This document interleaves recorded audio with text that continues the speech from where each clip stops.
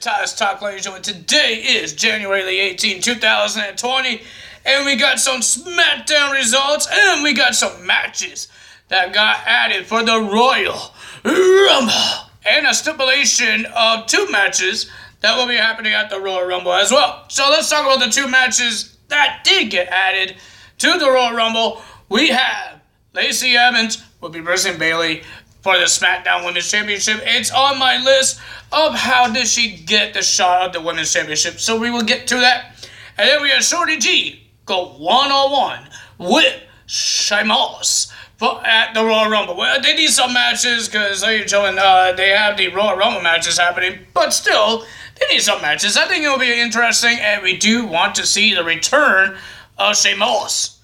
So, ladies and gentlemen, to start the SmackDown, we had, things are poking me in my foot. We had Kane coming out and talking about the Royal Rumble and talking about WrestleMania, and it looks like he's going to enter into the Royal Rumble. Of course, why would he not enter? Why would Kane not enter? The guy been in all the other Royal Rumbles.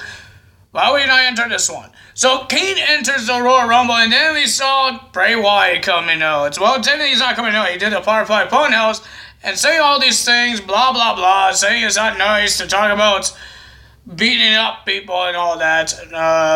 Don't you have a wall of people that you beat up already? And then you look at the wall, and it looks like Kane, looked like he got it on with Mr. The Fiend, Bray Wyatt. And then the Fiend came out, the lights went out, the Fiend came out of the ring, through the ring, I meant. He made a hole, and looks like he's stalking Kane. Kane was outside the ring, and we just saw the Fiend crawling and looking into the ropes, and looks like he wants to attack him. Kane turned around and says, "What took you so long?" I guess he didn't say it to the Fiend. He said it to Daniel Bryan. Daniel did a high knee to Mr. Bray Wyatt, and then he started beating him up, and then the Fiend went back into his hole. But, ladies and gentlemen, Daniel Bryan wasn't done there. He ripped the hair of the Fiend, just like the Fiend did to Mr. Daniel Bryan weeks ago. So that happened. And then Daniel Bryan says at the Royal Rumble he's going to do something stupid.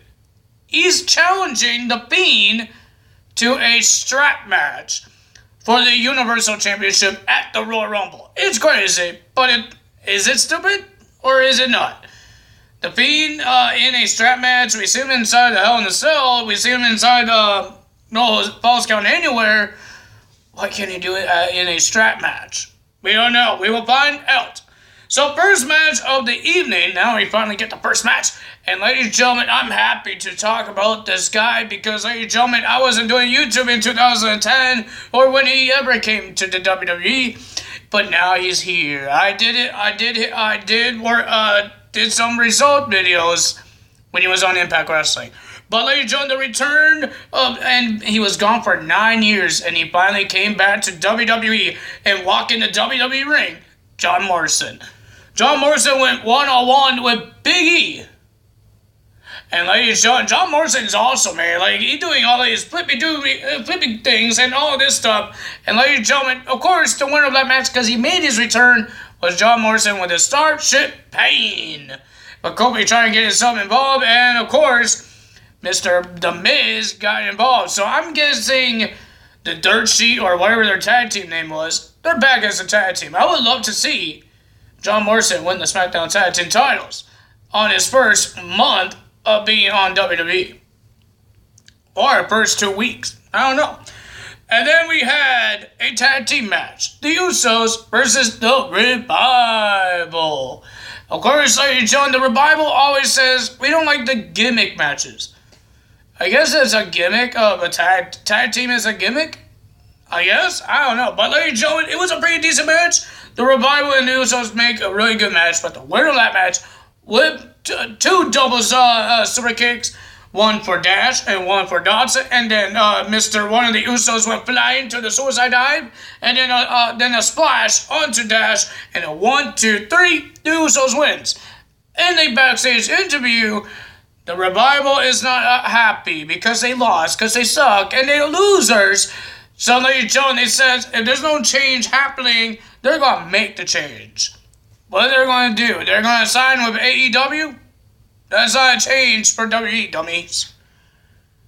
Then we have Lacey Evans versus Bayley.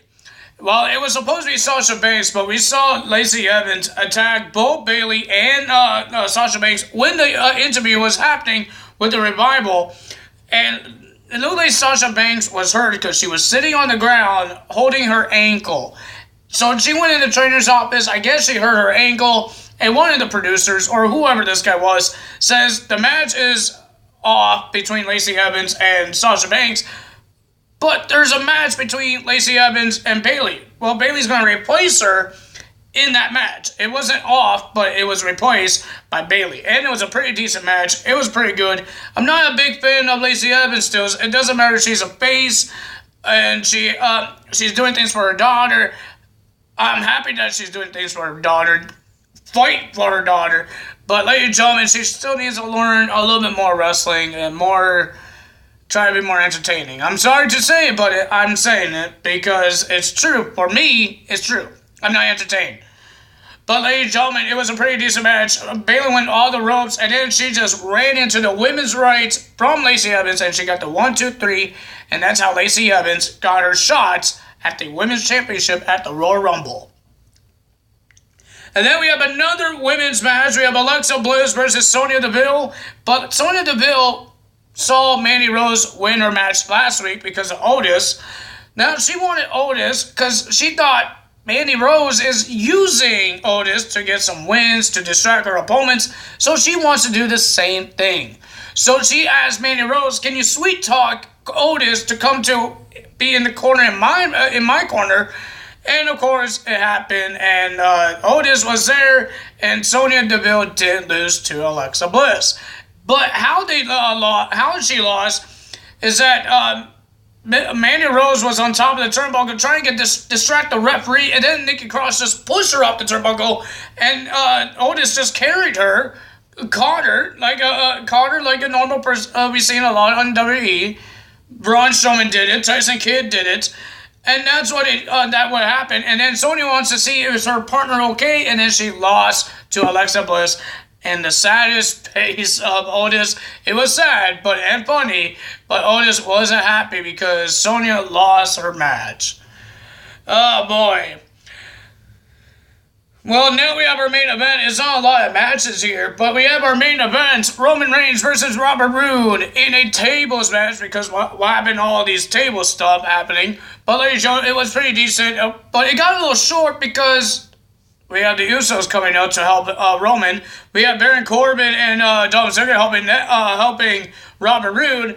But ladies and gentlemen, it was back and forth, and then the winner of that match, we saw the Usos do a double splash onto the announce table onto Dolph Ziggler.